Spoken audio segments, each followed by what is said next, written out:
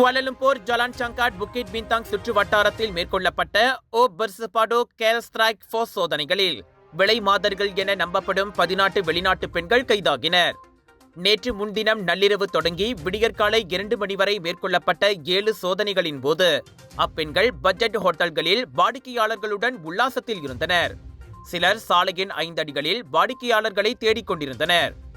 கைதான பெண்கள் Uganda, Vietnam, Tanzania, Thailand, Nigeria, Kenya, Indonesia ஆகிய நாடுகளை சேர்ந்தவர்கள் ஆவர் என குவாலலும்பூர் போலீஸ் தலைவர் டத்தோ ருஸ்டி மொஹமட் இசா கூறினார். முழுநேர விலை மாதர்களாக அவர்கள் வேலை செய்து வந்துள்ளனர். புக்கிட் பின்தாங்கில் கேளிக்கை தேடி வரும் வெளிநாட்டு ஆண்களே அப்பெண்களின் குறியென விசாரணையில் கண்டறியப்பட்டது. ஒவ்வொரு சேவைக்கும் குறைந்தபட்சம் 100 ரிங்கெட் கட்டணம் விதிக்கப்படுகிறது. இவ்வேளையில் அவ்வளாகங்களில் பராமரிப்பாளர்கள் என நம்பப்படும் 8 ஆண்கள், வாடிக்கையாளர்கள் என நம்பப்படும் 3 வங்காளதேசிகள் கைதாகினர். செக்ஸ் கருவிகளும் விபச்சாரத்தில் கிடைத்த பணமும் பறிமுதல் செய்யப்பட்டதாக டத்தோ ருஸ்டி தெரிவித்தார்.